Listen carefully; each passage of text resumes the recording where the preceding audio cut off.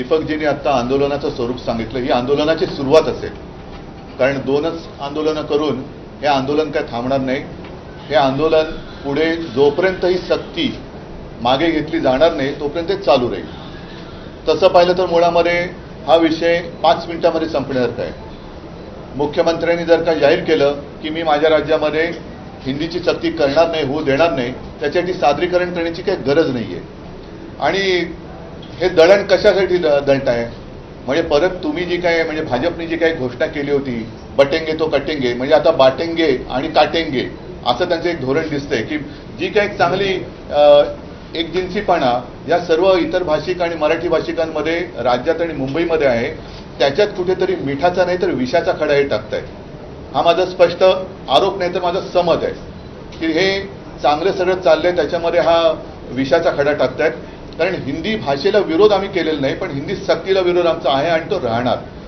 कारण हिंदीला जर का विरोध असता तर हिंदी चित्रपटसृष्टी ही जर का मी चुकत नसेल तर तसं पाहिलं तर मुंबईतच जन्मली असेल.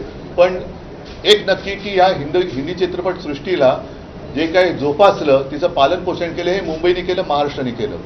अनेक मग अगदी अमिताभजी असतील, हिंदी कलाकार असतील, गायक असतील, संगीतकार असतील, हे मुंबईमध्ये आले आणि मोठे झाले. महाराष्ट्रामध्ये सुद्धा हिंदी चित्रपट हे तुफान चालतात, लोकप्रिय होतात. हिंदी सिने तारका या सुद्धा इकडे लोकप्रियता कमवतात.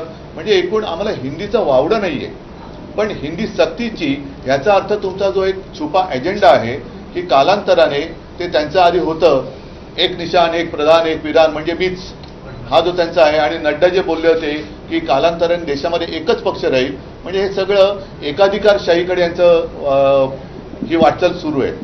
कालच त्यांनी आणीबाणीला झालेल्या 50 वर्षाचा उल्लेख केला. आता ही भाषिक आणीबाणी ते लागत आहेत, ही भाषिक आणीबाणी आहे आणि त्याचा विरोध हा आम्ही तर करणार आहोत. पण विशेष म्हणजे शिवसेनेतले गद्दार जे जिकडे मिंदेपणाने राहत आहेत